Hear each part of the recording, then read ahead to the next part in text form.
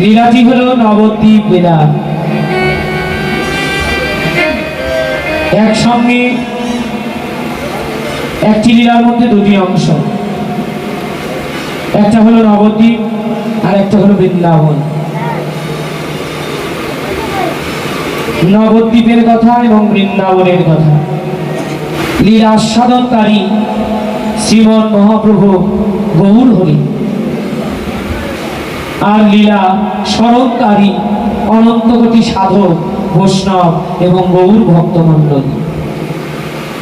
আপনারা সবাই আজকে লীলা স্মরণকারী হয়েছে। স্মরণ মানে শ্রবণ, শোনা। যতই শুনবেন ততই আরো অন্তরে আশা বাড়বে, লালসা জাগবে, কবে আমরা আবার সাধুগুরু বৈষ্ণবের মাঝে বসে এই গৌর গোবিন্দের লীলা মাধুরী শ্রবণ। তাই শুনলেই ভজন, শুনলেই কল্যাণ, শুনলেই মঙ্গল হয়। একমাত্র হরি কথা, কৃষ্ণ কথা, একমাত্র হরি কথা, কৃষ্ণ কথা, যা শুনলে পরেই কলিযুগের ভজন হয়। তাই ভাগবতের সার কথাই বললেন, হরিনাম শ্রবণম মঙ্গলম শ্রীমদাততম ভক্তি কিন্নন্দিতে ভরিদাস। হরিনাম শ্রবণেই জীবের মঙ্গল হয়, শুনিলেই কল্যাণ হয়। অন্য কোনো কথা নয়, একমাত্র হরি কথা, কৃষ্ণ কথা। তাই হরি কথা, কৃষ্ণ কথা শ্রবণেই কল্যাণ, শ্রবণেই ভজন।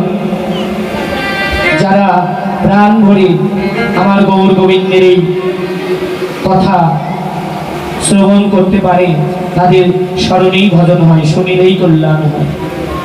এই জগতে অন্য কথা শুনলে জীবের কল্যাণ হয় না, একমাত্র হরি কথা, কৃষ্ণ কথা শ্রবণে জীবের কল্যাণ হয়।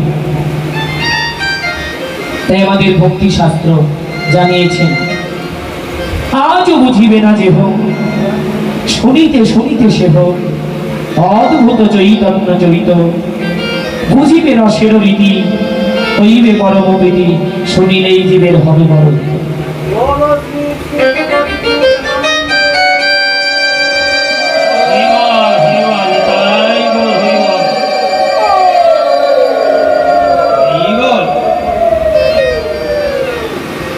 শুনলেই মঙ্গল হয়, শুনলেই কল্যাণ হয়। মাগো, সেই কথা জগতে একমাত্র আমার গৌর গোবিন্দের কথা। তাই তো আপনারা সবাই বসেছেন। তিথিটা কোন তিথি? চমৎকার একটি তিথি, যে তিথিতে আমার বাবুরা উৎসব করেন, কাকুরা উৎসব করেন। এই তিথিটা এত মূল্যবান যে ভজনের উপযুক্ত একটি তিথি। সেই তিথি হলো দোল পূর্ণিমা তিথি। এই জন্য দেখেন, এই দোল পূর্ণিমা তিথি খুবই আমাদের গুরুত্বপূর্ণ একটি তিথি। ভগবানকে ভজন করবার জন্য, ভগবানের কৃপা লাভ করবার জন্য একমাত্র গুরুত্বপূর্ণ তিথি আমাদের দোল পূর্ণিমা তিথি। কেননা এই কলি যুগের অবতার, কলিপাবন অবতার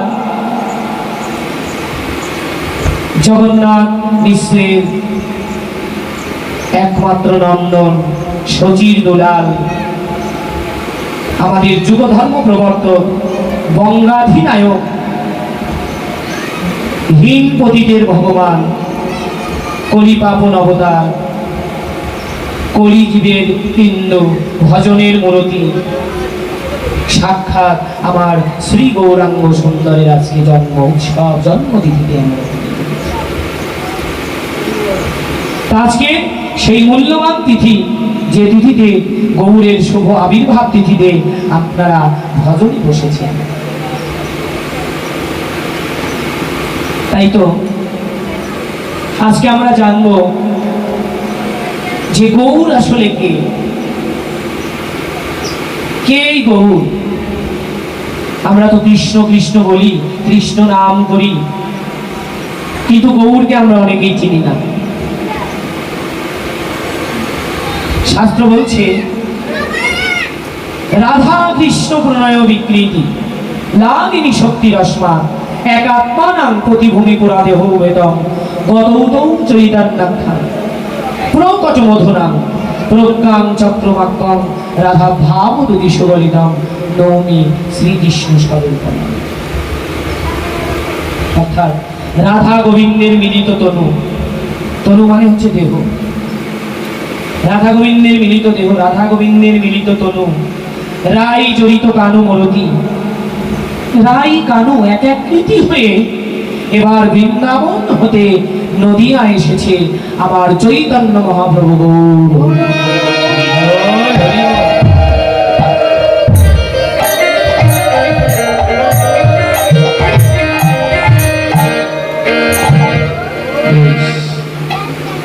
সে যে ভজনের আদি, ভজনের মূল, ভজনের গোড়া। হে ভক্তগণ, ভক্তিমতী মায়ের আমার গৌর নদিয়া এসে বললেন, আয় ধবলি, আয় শ্যামলি,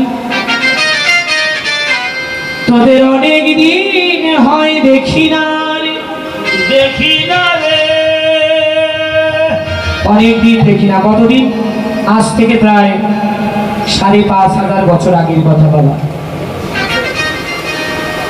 আজ থেকে প্রায় ৫,৫০০ বছর পূর্বে আমার ভগবান শ্রীকৃষ্ণ এসেছিলেন। কোন যুগের অবতার? দাপর যুগে।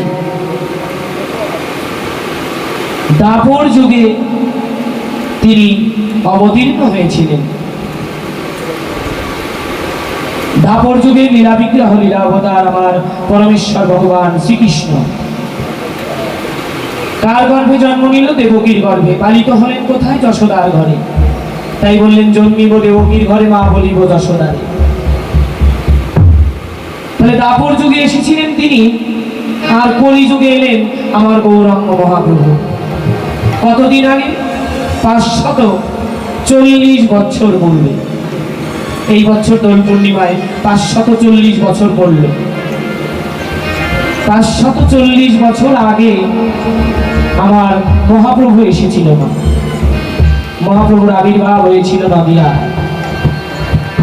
তাহলে কোথায় ৫,৫০০ বছর আর কোথায় ৫৪০ বছর? কতদিনের পার্থক্য মাঝে? তাহলে আপনার নিকটে কে? নিকটবর্তী, অত্যন্ত কাছে যিনি আছেন এই যুগে আপনার অত্যন্ত নিকটবর্তী হলো আমার গৌরাঙ্গ সুন্দর। তাই গৌরের ভজন বাদ দিয়ে বাবা অন্য কোনো ভজন হবে না। গৌরের ভজন বাদ দিয়ে অন্য ভজন হবে না।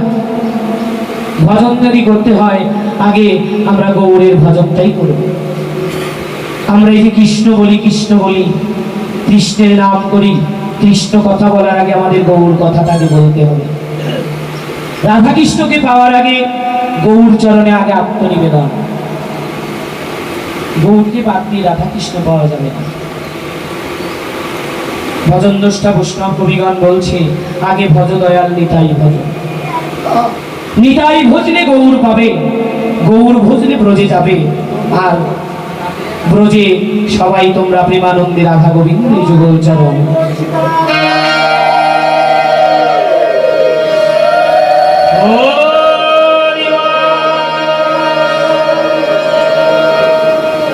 তাই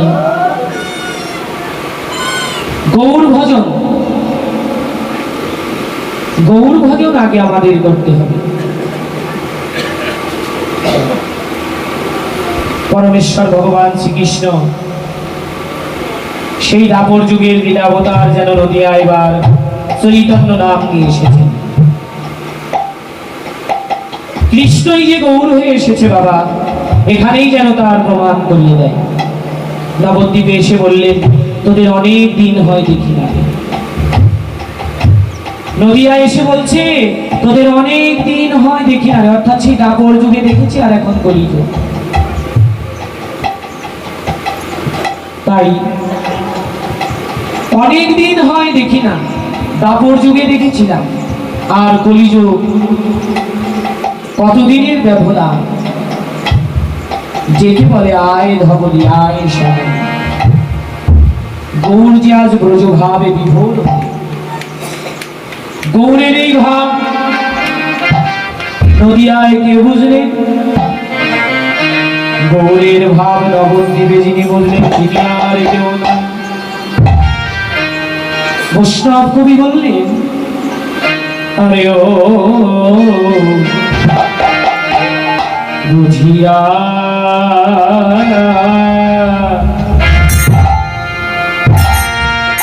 ভাবের গতি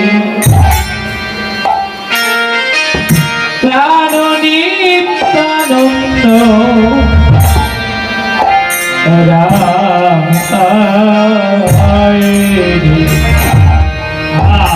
বুঝিয়া ভাবের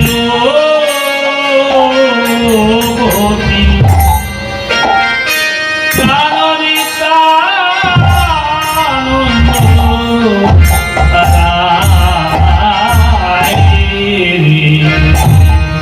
আর বুঝিয়া ভাবের গতি প্রাণ নিত্যানন্দ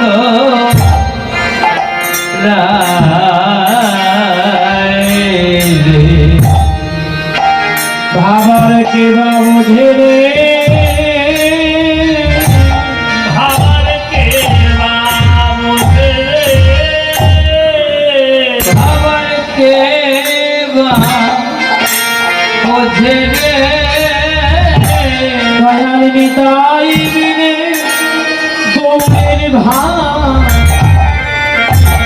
আর কে বা বুঝে রে, দয়াল নিতাই বিনে গৌরের ভাব বাবা কে বা বুঝে রে, দয়াল নিতাই বিনে গৌরের ভাব ভাবার কে বা বুঝে রে, ভাব বোঝা তো যায় না, ভাব বোঝা তো যায় না, ভাব বোঝা তো যায় না, সদ্গুরু কৃপা না হইলে বোঝা তো যায় না, সদ্গুরুর কৃপা না হইলে বোঝা তো যায় না, সদ্গুরু কৃপা না হলে ভাব বোঝা তো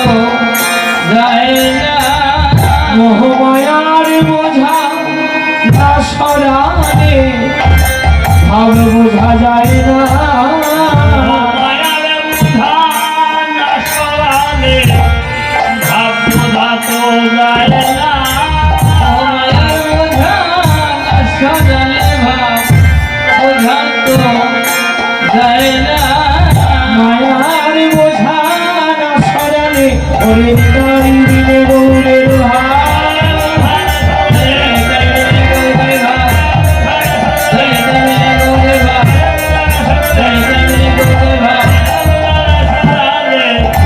বোঝা তো যায় না, আর বুঝিয়া ভাবের গতি কাননি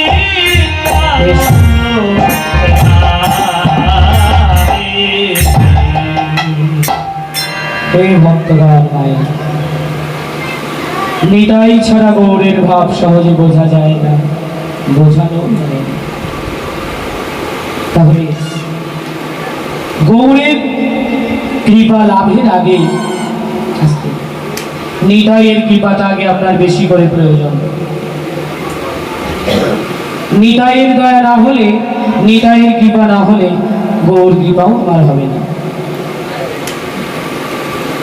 নিত্যানন্দ, নিত্যানন্দের কথা আমরা জানব। রাধা কৃষ্ণ মিলে গৌর হলো, আমরা জানি শুনি বা বলি যে রাধা কৃষ্ণ মিলে গৌর হয়েছে, তাহলে নিতাই কেমন করে এলো? নিত্যানন্দ কিভাবে এলেন নবদ্বীপে? হরিবল, ভালো করে কথাগুলো লক্ষ্য করতে হবে। যে রাধা কৃষ্ণ মিলে গৌর হয়েছে। আমরা জানি রাধা গোবিন্দের মিলিত তনু, তনু মানে হচ্ছে দেহ।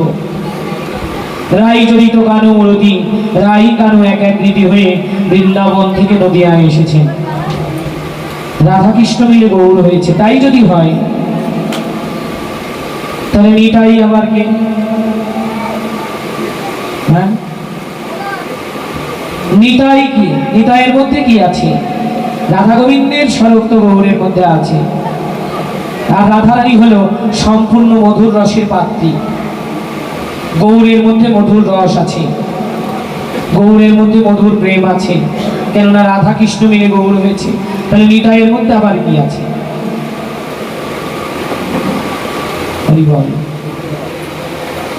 তত্ত্বজ্ঞ বললেন নিতাই গৌর দুই ভাই সমান প্রকাশ, নিত্যানন্দ না মানিলে তার হবে সর্বনাশ।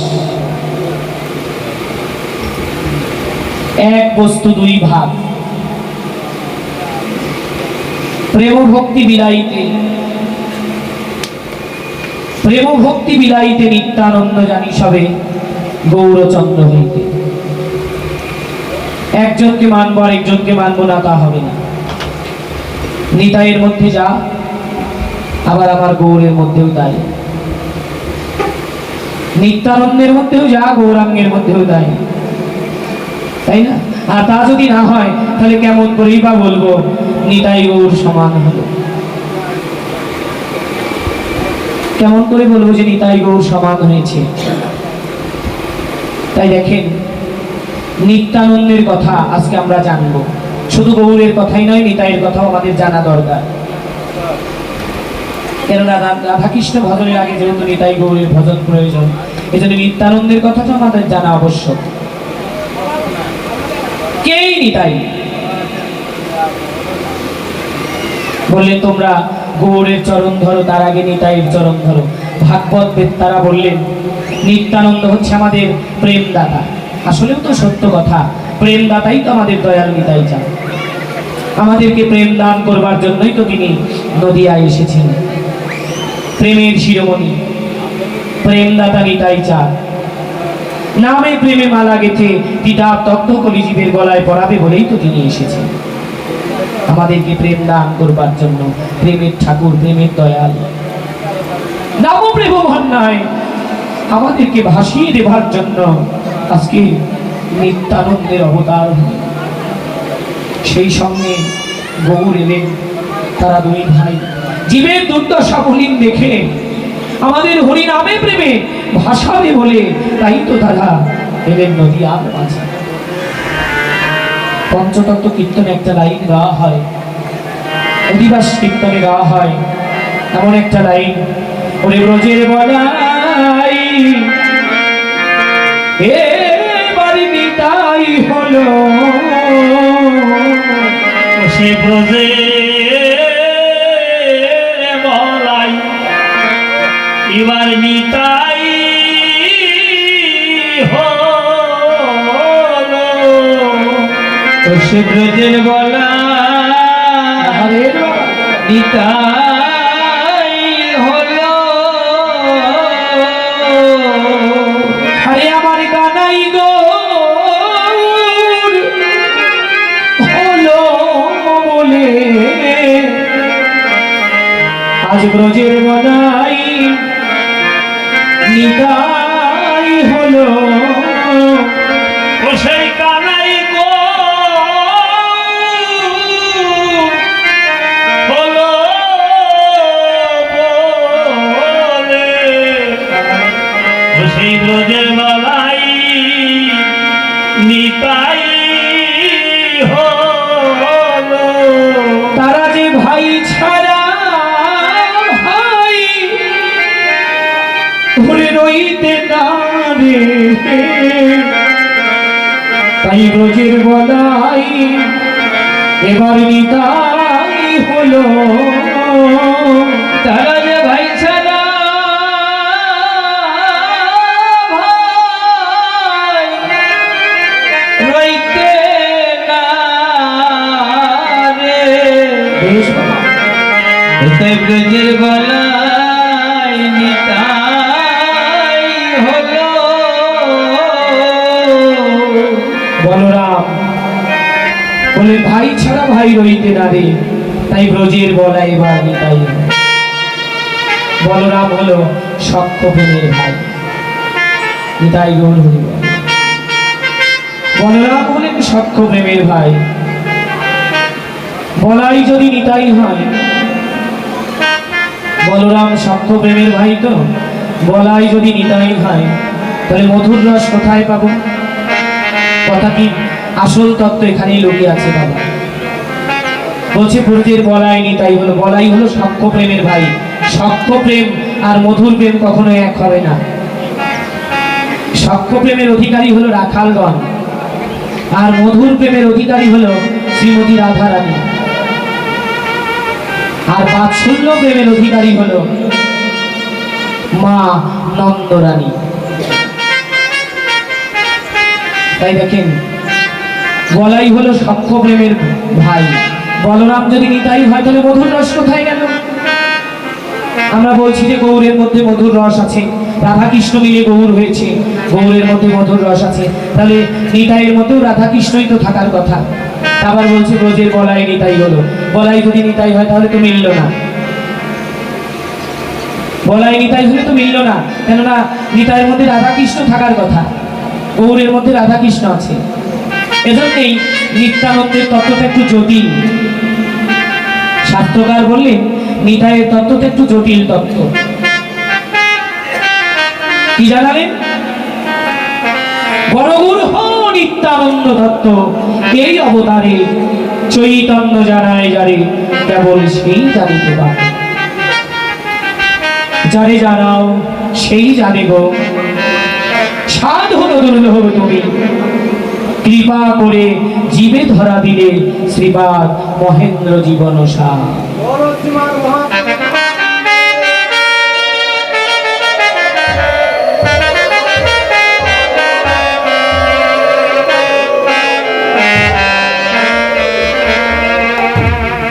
কৃপা করে জীবে ধরা দিলে শ্রীপাদ মহেন্দ্র জীবন সারি। আজকে নিতাইয়ের কথা, নিতাই কারো ফেলে যাবে না, তোমরা ধরো চরণ ছেড়ো না, দয়াল নিতাই কারো ফেলে যাবে না।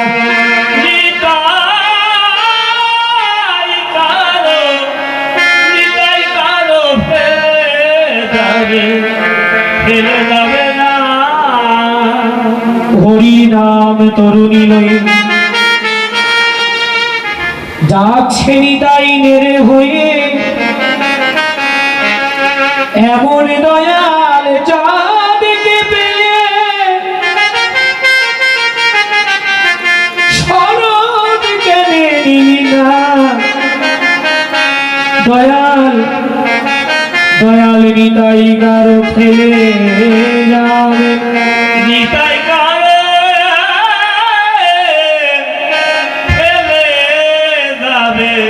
ফেলে যাবে না।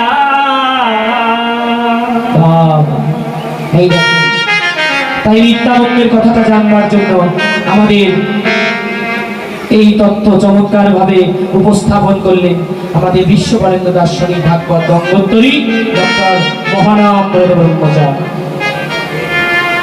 নিত্যানন্দের তত্ত্বের বিশ্লেষণ দিয়েছে। যে নিত্যানন্দের কথা যদি জানতেই চাও, তাহলে আমাদের ওই মাথুর বিরহের ইঙ্গিত দিয়েছেন, বিরহের চরম।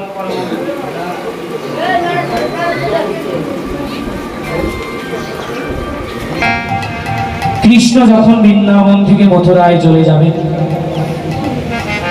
মথুরার রাজা ছিল কে বাবা? কংস। মথুরার রাজা হলো কংস। কংসের পিতার নাম হলো উগ্রসেন। জানেন তো আপনারা অনেকেই কংসের কথা। মথুরার রাজা কংস, কংসের আগে কংসের বাবা রাজা ছিল, পিতার পরে পুত্র রাজা হবে, পালা বদল।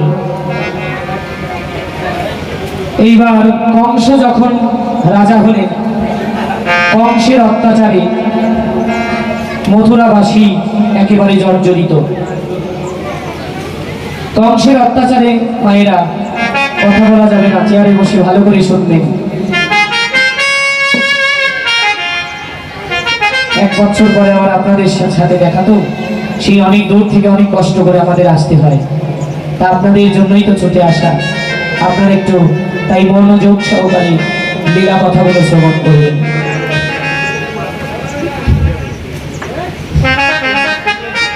কংসের অত্যাচারে মথুরাবাসী জর্জরিত। শত অত্যাচার সহ্য করেও মথুরায় একজন কৃষ্ণ ভক্ত ছিলেন, তার নাম হলো অক্রূর মুনি। অক্রূর জানতেন যে আমার প্রাণ বল্লভ গোবিন্দ একদিন এই মথুরায় আসবে, প্রাণনাথ একদিন এই মথুরায় আসবে। তাই কংস পাঠালেন ওই অক্রূর মুনিকেই পাঠিয়ে দিলেন কৃষ্ণকে আনার জন্য। অক্রূর মুনিকে পাঠালো, কে পাঠালো? কংস। কোথায়? বৃন্দাবনে। কেন? কৃষ্ণকে আনার জন্য। কংসের উদ্দেশ্য কি ছিল? কংসের উদ্দেশ্য ভালো ছিল না, যে কৃষ্ণকে বৃন্দাবন থেকে মথুরা এনে মেরে ফেলে দেবে। এটা কংস মনে মনে ভেবেছিলেন যে বৃন্দাবনে অক্রূরকে পাঠিয়ে কৃষ্ণকে নিয়ে আসবো, কৃষ্ণকে মেরে ফেলবো, এটাই ছিল কংসের উদ্দেশ্য। তাই এবার অক্রূর মুনিকে পাঠিয়ে দিলেন কি দিয়ে? মস্ত বড় একটা রথ। মস্ত বড় একটা রথ নিয়ে অক্রূর মুনি ছুটে চললেন বৃন্দাবনের দিকে। বৃন্দাবনে অনেক গোপী ছিল, তার মধ্যে প্রধানা গোপী হলো শ্রীমতী রাধারানী। রাধারানী ওই অক্রূর মুনিকে মস্ত বড় রথ নিয়ে বৃন্দাবনে প্রবেশ করতে দেখে রাধারানী জিজ্ঞাসা করে বসলেন। রাধারানী জিজ্ঞাসা করলেন, অক্রূর মুনিকে ওই মস্ত বড় রথ নিয়ে যখন বৃন্দাবনে প্রবেশ করলো বাবা, রাধারানী জিজ্ঞাসা করলেন, কে গো তুমি? তুমি কে? এই বৃন্দাবনে এত বড় রথ নিয়ে প্রবেশ করেছ, তোমার নাম কি? বাবা, রাধারানী যখন অক্রূর মুনিকে এই প্রশ্ন করল যে বৃন্দাবনে মস্ত বড় রথ নিয়ে প্রবেশ করেছ, কে তুমি? তখন অক্রূর মুনি বললেন, আমার নাম হলো অক্রূর, আমার নাম অক্রূর। রাধারানী বললেন, কেন এসেছো? কেন এসেছো বৃন্দাবনে? এত বড় রথ নিয়ে বৃন্দাবনে আসার কারণ কি? অক্রূর মুনি বললেন, রাধে গো, বৃন্দাবনে এলাম ওই কৃষ্ণকে বৃন্দাবন থেকে মথুরায় নিয়ে যাওয়ার জন্য আমি এসেছি। যখনই রাধারানী শুনলেন বৃন্দাবন থেকে কৃষ্ণকে নিয়ে যাবে, অমনি রাধারানী নয়নের জল ছেড়ে দিয়ে বললেন, অক্রূর, তোমার নামটা বড় ভালো গো, তোমার নামটা বড় ভালো অক্রূর তুমি, কিন্তু স্বভাবটা তোমার ক্রূর সম্পন্ন। কেন জানো? যাকে এক তিল এক মুহূর্ত এই বৃন্দাবনে না দেখলে আমার শতযুগ দেখি না বলে মনে হয়, আমার শতকাল দেখি না বলে মনে হয়। আমার প্রাণের প্রাণ বল্লভ গোবিন্দকে তুমি নিতে এসেছো, আমার প্রাণের প্রাণ সর্বস্ব কৃষ্ণকেই তুমি নিতে এসেছো।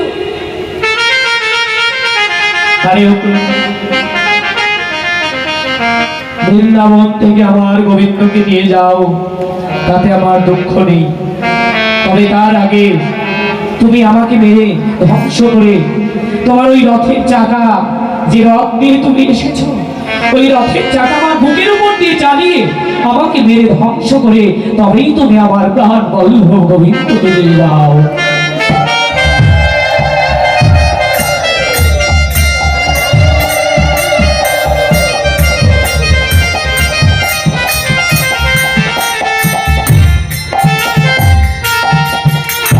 অমনি বাবা রাধারানী রথের চাকার নিচে নিজের দেহখানা বেঁধে দিলেন।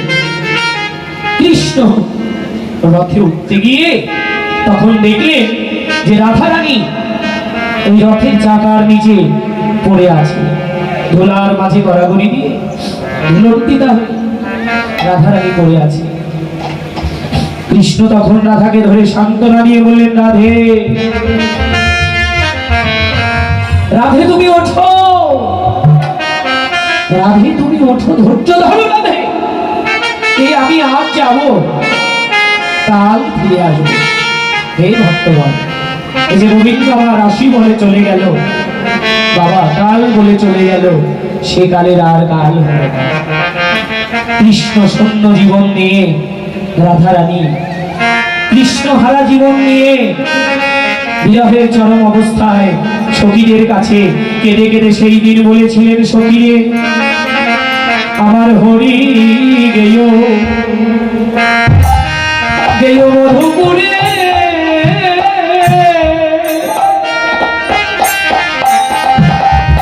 আরে খাবো ও গুলো পালা,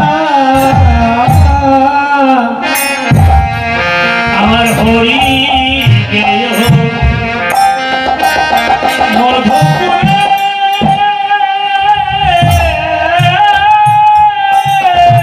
রাধারে ওই হাবকুল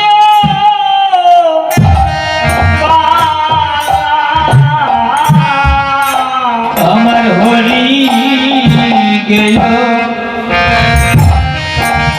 মধুপুরে,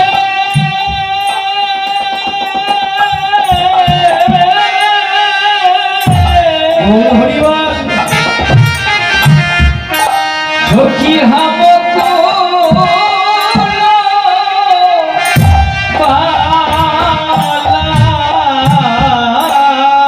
আরে বিপথে পড়িল জয়ছে, আরে একটা বল তীর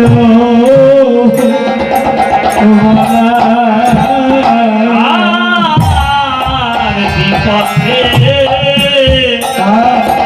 করিল জৈসে,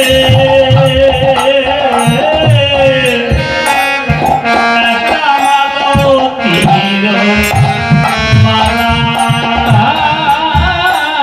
আর বিপথে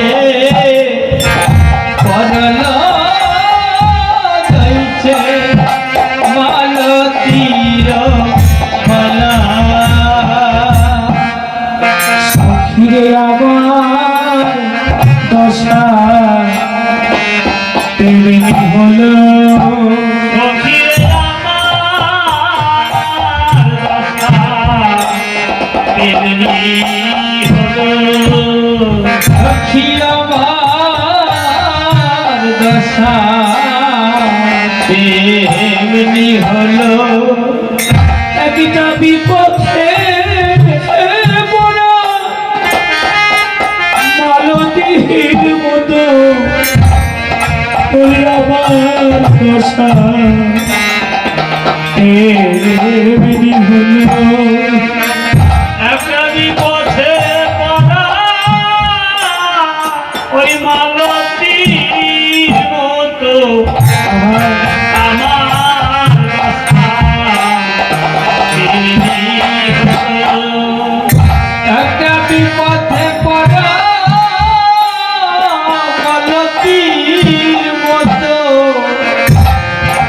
আমার দশা তেমনি হলো। সখীর একটা মালতী ফুলের মালা যদি অযতনে পড়ে থাকে, সে তো কোনোদিন গোবিন্দ সেবায় লাগে না রে। আমার দশাটাও কি আজ তাই হলো? বল বল আমি কি অযতনে মলিন হব? আমি কি অযতনে মলিন হব? সখী আমি কি অযতনে মলিন হব? কি আমি আজ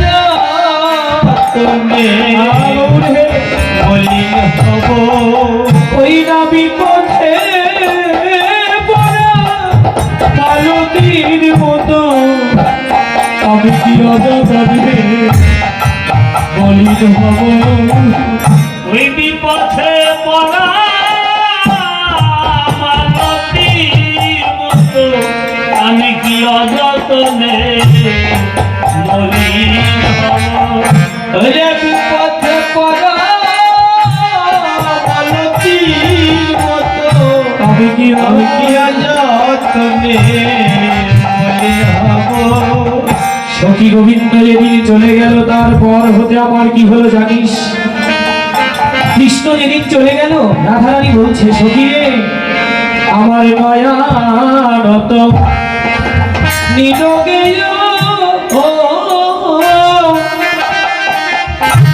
হরে মোর নয়নত ভাস্কর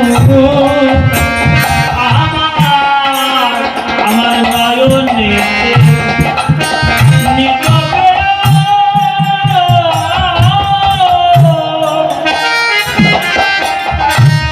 ওই বয়ান নাই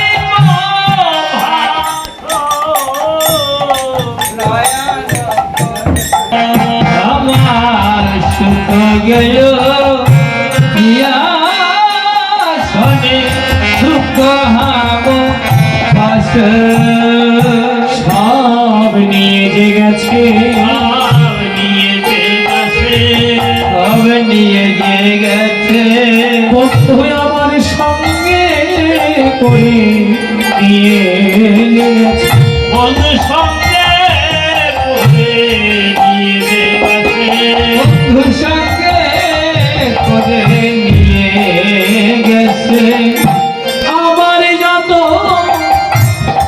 সুখ সৌভাগ্য সঙ্গে করে নিয়ে গেছে আমার যত সুখ সৌভাগ্য সঙ্গে করে নিয়ে যে গেছে কেমন দুঃখ আমার পাশেই আছে মধু সুখ সৌভাগ্য নিয়ে গেছে কেমন দুঃখ আমার পাশে আছে মধু সুখ সৌভাগ্য নিয়ে গেছে সখী আমার গতি হবে কি? গোবিন্দ তো চলেই গেল, রাধারানী কৃষ্ণ বিরহে পাগল হয়ে কৃষ্ণ বিরহে আগুন হয়ে কারেন্ট আসলে দাদা পাখাটা একটু চালিয়ে দেয়। কৃষ্ণ বিরহে পাগল হয়ে এবার চন্দ্রাবলীকে ডাকলেন, চন্দ্রা আমার কাছে আয়। রাধারানী যখনই চন্দ্রাকে ডাকলেন কাছে, চন্দ্রাবলী আসলো। চন্দ্রাবলীকে বলেন, চন্দ্রা আমার এই প্রাণ আর রাখবো না, কৃষ্ণ বন্ধু চলে গেল, আমার এই প্রাণ থাকার থেকে না থাকাই ভালো, আমার কাছে আয় চন্দ্রা। এই বলে চন্দ্রা আমি যাওয়ার আগে আমার কৃষ্ণ বন্ধু মরে যাওয়ার আগে আমার কৃষ্ণ ধন জন্মের মতো তোকে দিয়ে যাবে। চন্দ্রাবলী বললেন, রাধে মরে যাওয়ার আগে কেউ কাউকে কিছু দিয়ে যেতে পারে? সে তো বলতেই পারে না যে কখন দেহ থেকে প্রাণ চলে যাবে। প্রাণ যাওয়ার আগে কেউ বলতে পারে আমি কখন চলে যাব, কখন মরে যাব? তা তুই মরে যাওয়ার আগে আমাকে কেমন করে বল কৃষ্ণ দিবি? তখন রাধারানী বললেন, জগৎগুরু প্রেমানন্দে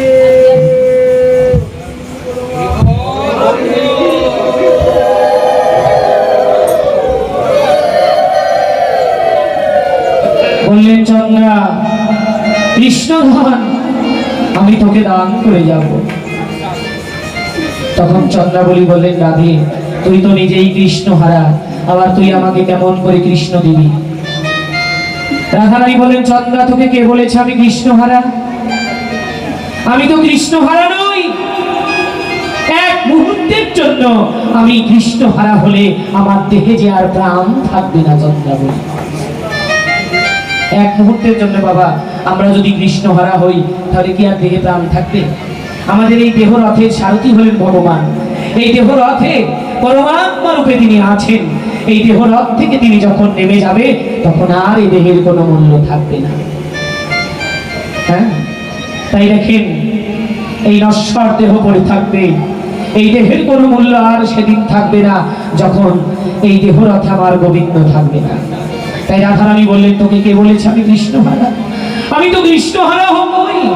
এক মুহূর্তের জন্য কৃষ্ণহারা হলে আমার দেহে প্রাণ থাকবে না। চন্দ্রা বলি, শোন, আমি তোকে কৃষ্ণ দান করে যাব।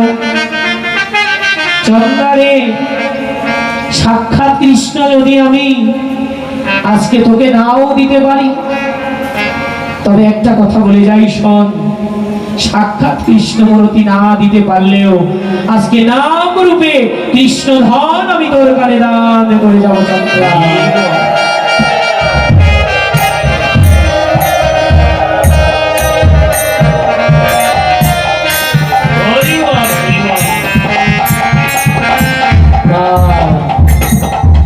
বললেন যে নাম রূপে কৃষ্ণ ধন দান করবে। যেই নাম সেই কৃষ্ণ, ভজ নিষ্ঠা করি, নামেরও সহিতে আছেন আপনি শ্রীহরি। তা দেখেন, নাম করলে আমার গৌরের কৃপা হয়, গোবিন্দের কৃপা হয়। নাম নামই অভেদ, নামের সঙ্গেই আমার কৃষ্ণ আছেন, গৌর আছেন। নাম করলে আপনি সেই আমার গৌর গোবিন্দের কৃপা লাভ করতে পারবেন। তাই নাম রূপে কৃষ্ণ ধন কি দান করলো? এইবার রাধারানী চন্দ্রাবলী গানের মধ্যে ওই মহামন্ত্র দান করলেন। এই নাম দান রাজ্যের প্রথম গুরু হলো শ্রীমতী রাধারানী। নাম দান রাজ্যের সর্বপ্রথম গুরু হলেন রাধারানী। আর নাম গ্রহণ রাজ্যের মাগো প্রথম শিষ্যা হলেন চন্দ্রাবলী। রাধারানী বলে উঠলেন, চন্দ্রা, আমি তোর গুরু হয়ে গেলাম, আমাকে গুরু দক্ষিণা দিবি না? চন্দ্রাবলী বললেন, রাধে, আমি তোকে কি গুরু দক্ষিণা দেবো বল?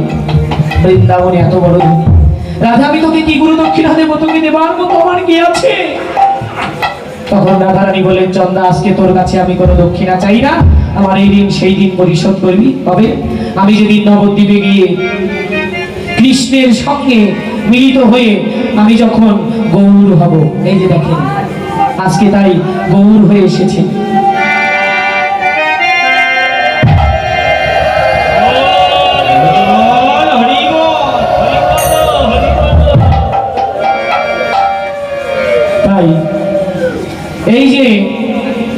এই যে আজকের সেই প্রমাণ, গৌরের জন্ম আবির্ভাব, রাধা কৃষ্ণ মিলে গৌর হয়ে এসেছে। তাই রাধারানী বললেন, চন্দ্রা, আমি যেদিন নদীয়ায় গিয়ে কৃষ্ণের সঙ্গে মিলিত হয়ে আমি যেদিন নবদ্বীপে গৌর হয়ে দাঁড়াবো, আর তুই এই নামের সঙ্গে মিশে নামের সঙ্গে মিলিত হয়ে আমার পাশে নিতাই হয়ে দাঁড়ালে, আমার এই দিন সেই দিন পরিশোধ হয়ে যাবে। চন্দ্রা,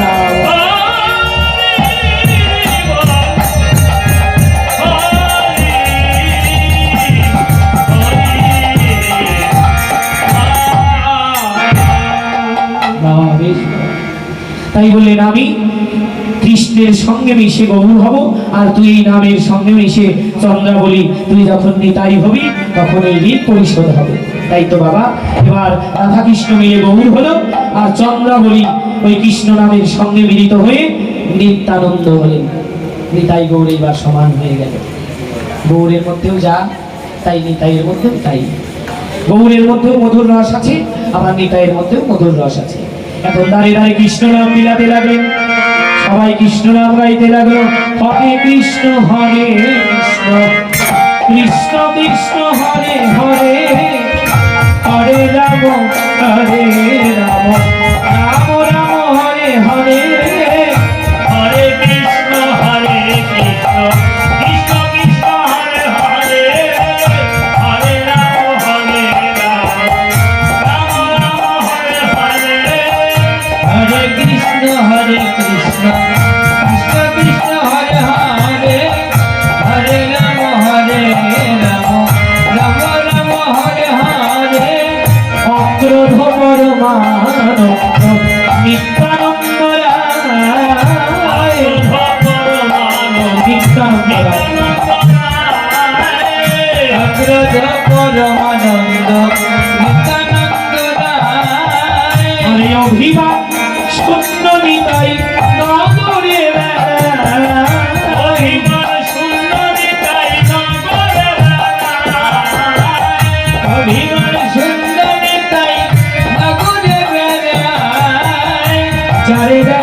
তারে বলে দন্তে দিন ধরি আরে দেখে তারে বলে দন্তে দিন ধরি এইবারে দেখে তারে বলে দন্তে দিন ধরি আমার জিনিয়া লহ বল গৌর হরি সবাই বল গৌর হরি গৌর হরি সবাই সবাই প্রেমানন্দে গৌর বলো সবাই প্রেমানন্দে গৌর বলো প্রেমানন্দে গৌরল নিতাই দাঁড়ে দাঁড়ে গিয়ে বলে সবাই তোমরা প্রেমানন্দে গৌর বলো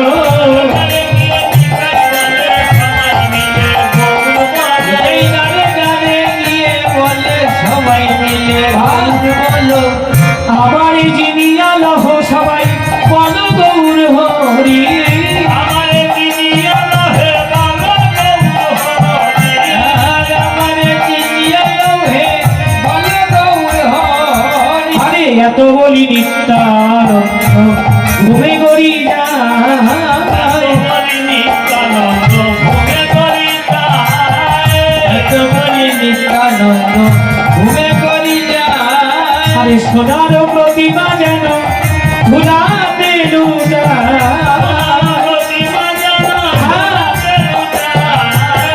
সোনার প্রতিমা যেন ধুলাতে লুটায় হেন অবতারে যার রতিরা জন্মিল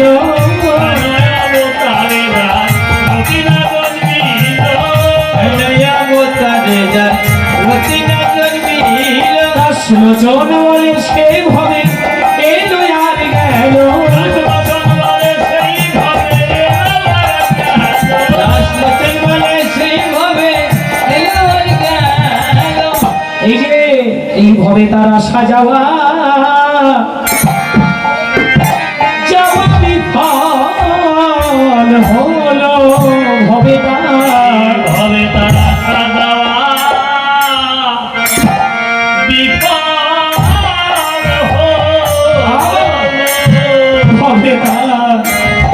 সাজাওয়া বিফল হলো হবে তারা যাওয়া যাওয়া বিফল বিফল হলো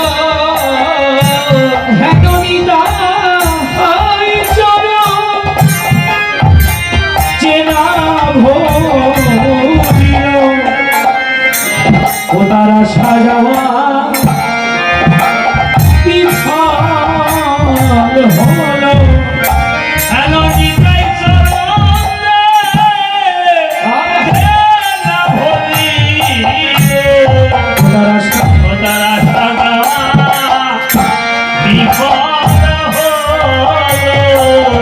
হেনবিতাই চরণ যেনা ভজিল হবে তারা সাজাওয়া বিফল হলো তোমরা ভজনে মন দয়াল নিতাই ভজন